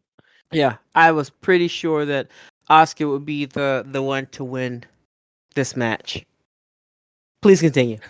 Well, on paper, like that would be a reasonable and respectable call because again, though Cargill has the size and the strength advantage, Yeah. Asuka has like veteran status and is one of the toughest competitors in the women's division ever. So that's basically how the matchup looks. So it wouldn't surprise me if anyone looked at that and said, well, Cargill's not going to beat Asuka, especially as dominant as Asuka has looked in just a couple matches she's come back and won. Yeah. And just to make a quick commentary on how both of these women looked, Asuka, the Empress of Tomorrow, looked outstanding. Like, just cool and crazy. And Jade Cargill straight up did a Storm from X-Men cosplay and looked like a superhero. It was great. Yeah. Now, as far as how the match played out, I would say it was like 2-1 in Asuka's favor because Cargill would occasionally get these big power moves off, but Asuka would counter 2 out of every 3 that she tried. And so Asuka's counter wrestling and her submission game were really stifling Cargill for a good portion of this match. Yeah. And so much so that early on, Cargill looked like she tweaked her knee, and Asuka seized onto this and just proceeded to start trying to go after her right knee relentlessly. But as the match, kept going, Asuka just couldn't quite get Cargill to either tap or submit to a pin, and Yeah. eventually Cargill, you know, comes away from it and just overpowers Asuka. I want to say near the end, Asuka gets off like a super kick and a roundhouse kick and tries for the Empress Impact, but Yeah. Cargill just catches her butt first, like she's flying at her ass cheeks first, and Cargill just catches her and counters her into Jaded very quickly. Yep. Um, Now, the pin here is a little bit controversial. From the perspective that we watched it from, it looked like Cargill, you know how when she hits Jaded, she tends to do that back bend thing? Well, instead of doing a back bend, Yeah. she more or less just fell backwards. Yeah. And it looked like she lost the pin before the count was up. And I think you had told me you had seen footage of it from a different angle that showed that Asuka's shoulders were not down. Nah, it was not a great pin. And unfortunately, people remember the beginning. I think we talked about this the last podcast. People remember the beginning of something and the ending. And yeah, that's all people could talk about is that very unfortunate ending. Mm-hmm. Now, Jade was under a lot of pressure that she's gonna have to start getting used to. You're gonna go places where you are not gonna be the favorite, just like Bianca Belair. Like last year, this was Bianca Belair. They were booing the shit out of her. So, like, you gotta have thicker skin than this. I know that you're the like an ultra baby face here, and in AEW, I don't think she was. I think she was super heel-rific in AEW AEW, yeah. until the end. Yep. Yeah, until the end of it when she gave the reins over to Statlander. Which thanks a lot AEW for doing dick and all with that. I'll come back to that later. Anyway, thanks a lot. We love it. We love the fact that you just squashed Statlander for other less good wrestlers. I'm not gonna say any names. I'm just gonna say thanks for that. Anyway, Oh, if I had my favorite car, it might be a Mercedes. Sorry, you you were know, saying? I wasn't even talking about that fucking chick. I was talking about uh uh oh my god, the biggin, the Willow? no, Willow's great. The woman that they Oh, just Megan Bane. introduced, Megan Megan Bane. Bane. Yes. Yeah, the bane of my AEW female wrestling existence. That one. Yeah, they just completely You, squashed that lander for her. I think you mean Megan Lesnar. I have to Or mean or that. maybe Brock Bane? I don't know. Brock Bane. Yeah, don't anyway, like I know that you're not used to these types of boos without you being able to retaliate, but you're gonna have to.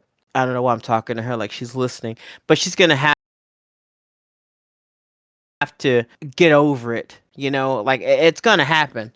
Um, but that's the business. That's how it is. And when you come back here, whenever we see Jade with the crown or whatever, we're gonna cheer. We're gonna be super ecstatic. Just not every audience in every country is gonna be super up on you. That's all. Um, and Yeah. I don't know if you know, but after she went, when she was going down the apron, this one particular fan was very very vocal about the booing, and so she responded to him, or I think it was a guy. She responded to him with "boo your mama," and the people around him, the people around him found that hilarious. He, however, went into a rage. Like my man was hulking out about that. Like it was f you this, f you. I don't know what I'm saying. F you, fuck you this, fuck you that. Like he went off about it. Um, yeah, but I mean, Class act there, Riyadh. Well so done. just yeah, chef's kiss.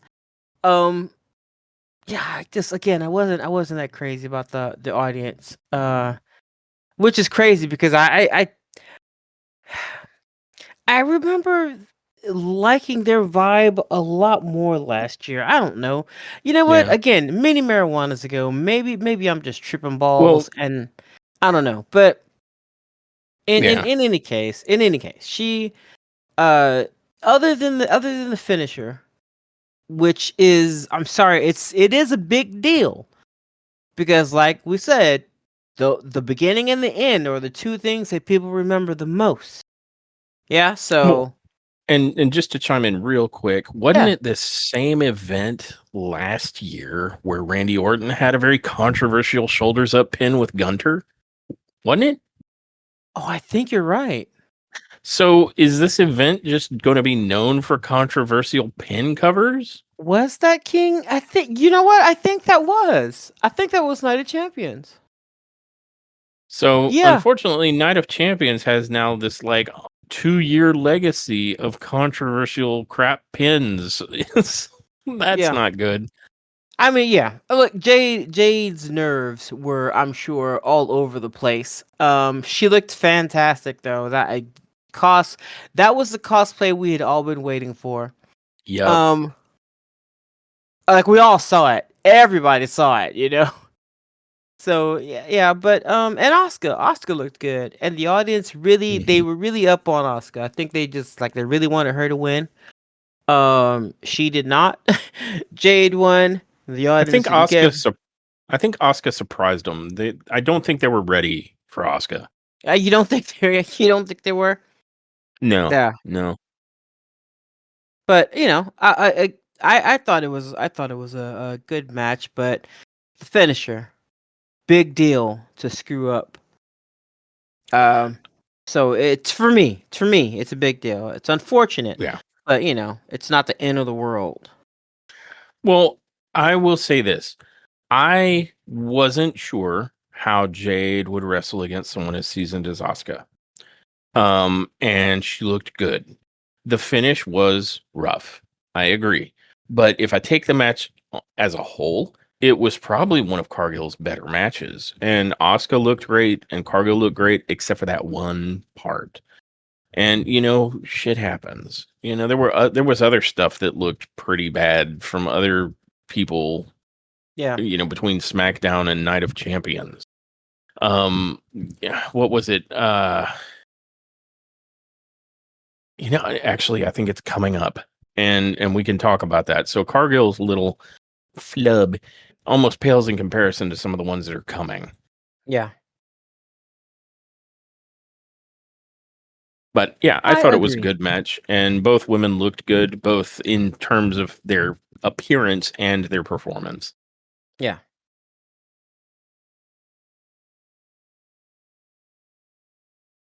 So the winner and new Queen of the Ring, Jade Cargill. I mean Storm. Don't kill me. Stormington. We They briefly took some time out to let us know that on Raw, the New Day will finally put their World Tag Team titles on the line against Judgment Day. Those guys have been holding out against having to defend them titles, and yet they're still going to have a title match before Io Sky. I was about to say. I was about to say. Yeah. And then Sheamus will collide with Rusev. probably literally, and it will be a Mighty Mighty Man meat explosion, and it will be a great match. Meatplosion. Meat plosion. It's going to be burger after burger. I mean, banger after banger. But that brings us to our sixth match of the night, the main event. John Cena, the undisputed WWE champion, versus CM Punk. And what did you think of this one?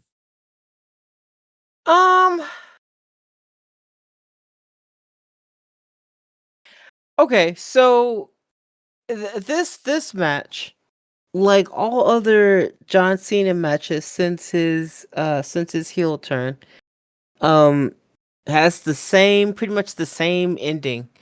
I don't think I'm spoiling anything. But with multiple steps. Feel free. Yeah, You can well, let the yeah. cat out of the bag. Yeah, well, no, I think I think it's already been done, right? I think what we're doing basically is just giving our opinion of what everybody saw. So I don't think that we are spoiling anything or surprising you No. guys with the endings here. No, and this has never been a spoiler-free podcast. Yeah. The most that we're trying not to spoil is giving away like the last match that we're going to cover during the first match. We're Yeah. trying to do it in order, but yeah, this is not spoiler-free. If you're listening, you're going to hear it all. So, with that being said, before all of that, it was an okay match. John Cena looked better than aside from the fact that that this is going to end the way that all of his matches end. Now that he's done his little heel turn. Aside from that, this was a pretty decent match. It felt like there was a little more life in John Cena than as of late. At Yeah, CM not the Punk, lackluster, lackadaisical attitude that he's been coming to these matches with. exactly. CM Punk did not kill the match. I feel like he did a pretty decent job. As well. It wasn't until other people were being introduced into the match because of course, right? Because of course. Because of course, it wasn't until other people were being introduced into the match that things got a little wonky.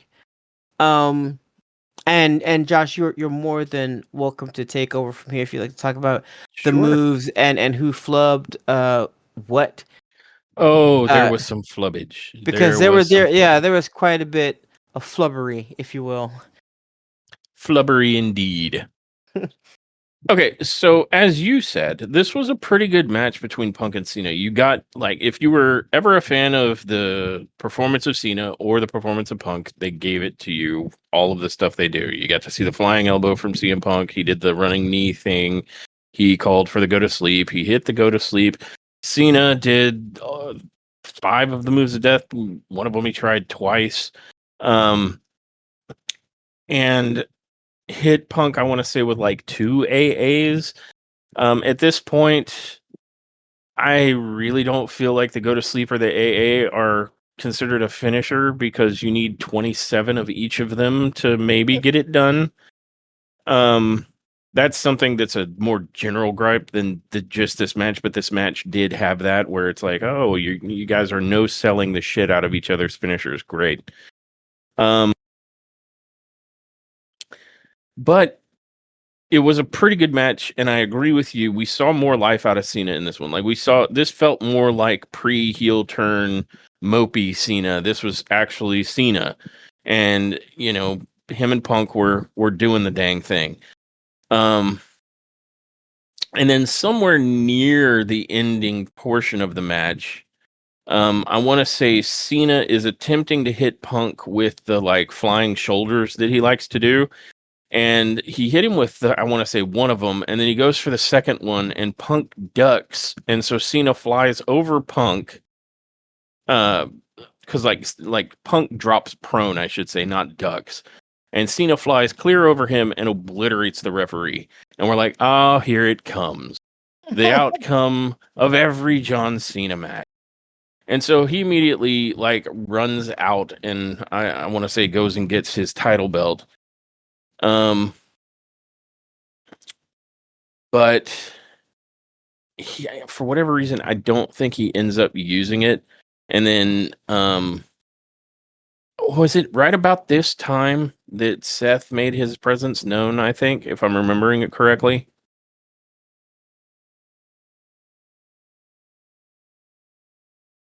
Right.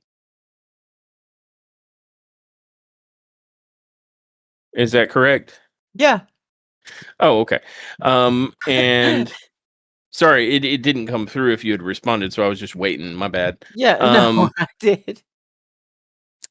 But let's see. Oh no, it worked out differently. Like he knocked out the ref, and then the minute he realized he knocked out the ref, he turns around and CM Punk hits him with the go to sleep. And then Punk, in classic fashion, even though he probably saw that the ref got killed, sits there and goes for a pin, and the crowd is counting, I assume in Yeah. Arabic, but they got to like 90,000. No, they got to like almost 10 before CM Punk is like, "Where's the damn ref?" So Punk stands up and goes to the edge of the ring and starts waving for another official. And so the camera turns and looks up the entrance ramp. And instead of getting an official, you hear "Burn It Down," and Seth starts coming out to the ring with Paul Heyman, Braun Breaker, and Bronson Reed. And he just takes his time because he gets down there, he takes off his jacket, folds it up, hands it to Paul. Paul hands him the money in the briefcase, and I think even the announcers were like, "Yeah, but how's he going to cash it in? You need an official for that." Well, he gets into the ring and attempts to smash. I think he attempts to smash Punk with the briefcase, and Punk ducks it. And no, I am not correct. Sorry, he holds up his hand, and I'm going. I remember sitting there thinking, why is he, what are we doing? Is this like just a gesture? Well, then he closes his hand and he sends in both Breaker and Reed to deal with Punk. And they get into a brawl and Punk's trying to, take care of both of them. And I think he ends up clotheslining Breaker over the top rope and kicks Reed in the face. And then he dumps Reed out of the ring. And then Punk does a slingshot diving crossbody. And this is where one of our big flubs takes place because Punk manages to overshoot both of them and damn near dives headfirst into the ground. I think they caught enough of him, but Yeah. he just overshot both of them. How do you miss Bronson Reed, let alone him and Braun Breaker? He just So, suddenly didn't want to live anymore. right, And Punk's like, "I'm out of here, yeah, bruh." like now's my moment. Like, no, it's not on national television. Don't. Yeah, so Reed and Breaker hustle to get Punk back up on his feet, and Reed headbutts Punk, and then both Breaker and Reed attempt to choke slam Punk through the announce table, the Arabic one. And then this is where kind of the second flub occurs because neither of these two dudes could get a good enough grip on him. I don't know if it was extra humid or CM Punk was extra sweaty, but like it was the worst looking double choke slam ever. Yeah. And so then Charles Robinson runs down to the ring, and just before I, I was thinking it would be hilarious, like when we were watching it happen, because we're watching Charles Robinson sprint, and that's just an event in and of itself. It's right up there with JC Mateo sprinting to the ring, Yeah. and it made me think. Oh, what's his name? The dude who ran down during the Royal Rumble and like tripped and Titus slid O'Neil. entire Titus O'Neil when Yeah. Titus O'Neil slipped completely under the ring. And I was sitting there thinking, imagine if he did that. Well, I didn't get to see if that would play out because Cena immediately, like before Robinson gets to the ringside, Cena just destroys him with the title belt. Just burn. Yeah. And so now we still have no ref. And I'm going to say Cena starts arguing with Rollins, and Rollins tries to hit Cena with the Money in the Bank briefcase, and Cena gets an attitude adjustment. He gives the attitude adjustment to Rollins. I guess at this point they moved into the ring, and Breaker and Reed jump in and attempt to gang up on Cena. Punk is all beat up. Reed and Breaker are beating Cena up, and then out of nowhere comes Penta. That wasn't out of nowhere. Yeah. He charges down to the ring, and I want to say he starts kicking people left and right, like super kicks Breaker. And then I want to say Breaker and Penta end up on the outside, and I think Breaker gives like a Northern Lights suplex on the ramp and proceeds to then transition into a ground and pound. And then I want to say Sami Zayn comes out, and Sami starts beating on Braun Breaker, and Sami, who's had a match already tonight, him and Sami fight off kind of to the side of the bigger platform of the stage. And at this point, Penta has recovered, and he does like a giant dive off of the stage onto Breaker and Zayn. So it's just descended into complete and utter chaos from this championship match. And they go back to the ring, and Cena is sitting there trying to figure out who he needs to punch next. And Punk makes his way back into the ring, and I think they end up clearing out, Bronson Reed. I think Reed was. I'm trying to remember if Reed was about to attempt a tsunami, because I think I remember they cut back to it, and Reed is standing over John Cena. And because I remember saying, so Reed was just sitting there watching and like looking lovingly at John Cena the whole that was happening. And so then he climbs up to the top rope, and I want to say that Punk pushes him off the top rope, and then gets back into the ring and offers his hand to Cena, like, presents a handshake as they're staring at each other. And Cena sort of looks around for a second and then comes in and gives him a handshake that, turns into a hug. But then he gives that face, that same one he did with Cody Rhodes, where it's like, Yeah. I'm about to stab you in the back from the front. And immediately Cena pushes out of the hug and attempts to go for a low blow kick to Punk, and Punk blocks it. And then Punk gets Cena in the position for the go to sleep. But Rollins at this point has recovered and runs into the ring and clocks the bejesus out of Punk with the Money in the Bank briefcase, and then bounces off the ropes and hits Punk with a curb stomp. And just after doing that, Cena has recovered enough that he grabs hold of Rollins, throws him out of the ring, and then hooks the outside leg of Punk, which conveniently happens to be when one of the two dead refs has decided that it's time for them to resurrect. Yeah. And so the ref just manages to pop in there and count the 1, 2, 3. So it was effectively John Cena, winning by, hook or by crook again, with like a lot more steps that included Seth Rollins screwing the shit out of CM Punk's title opportunity. That part I liked.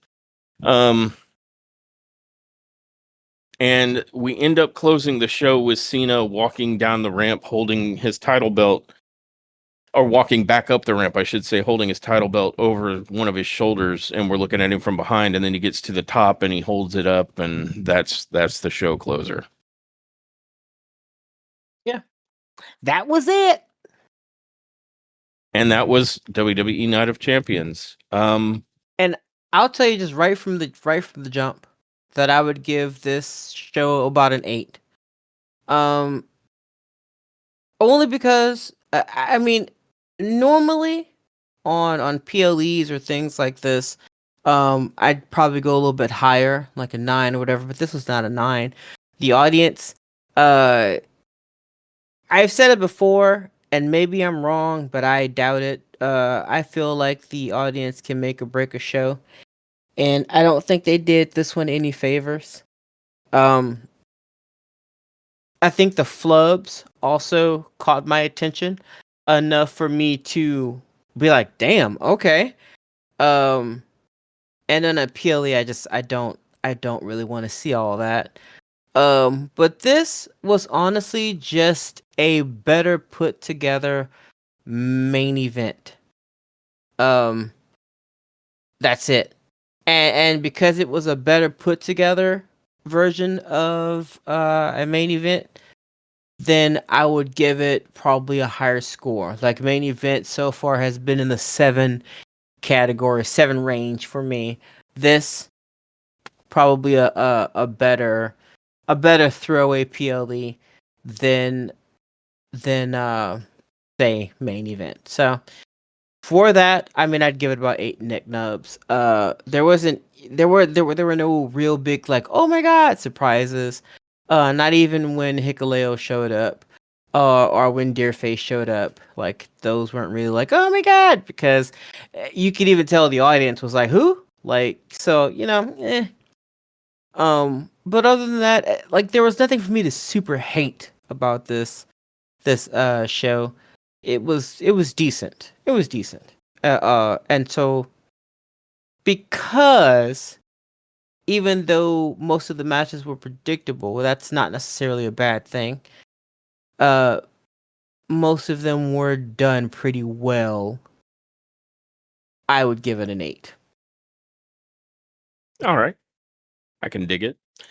I think for me, if I factor in that Night of Champions only had like 2 championship matches, if I factor in that the crowd was a little off and maybe off putting even, and that there were a lot of technical issues, like a lot.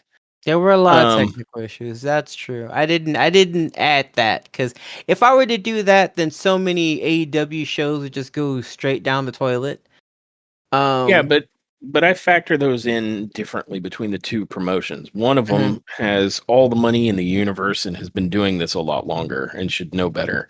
mhm. Um, but if I factor that in and I factor in the flubs, and one of them was pretty big.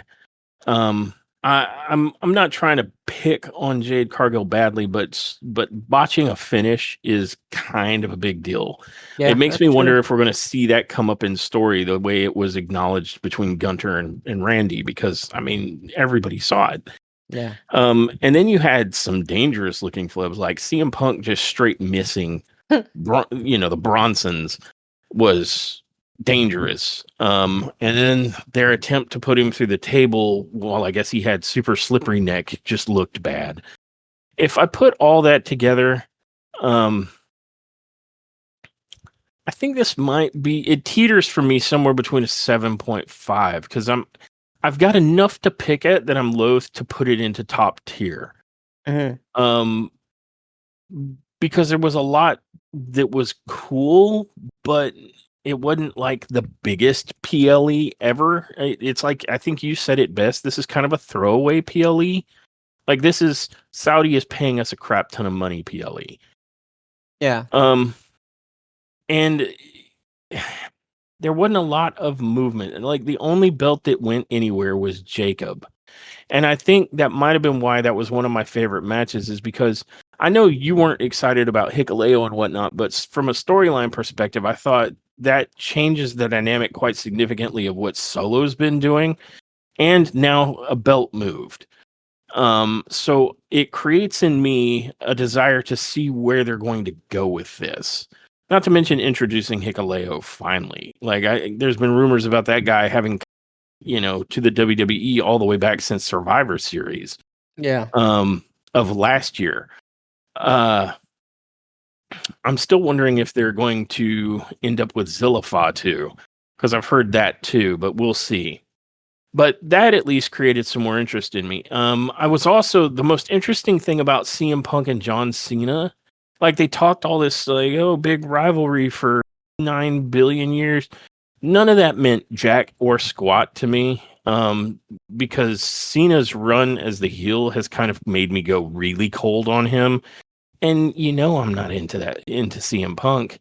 So the only thing Mhm. that really did much for me in this match was Seth Rollins' insertion, and that part was cool. But again, that's when the big flubs happened.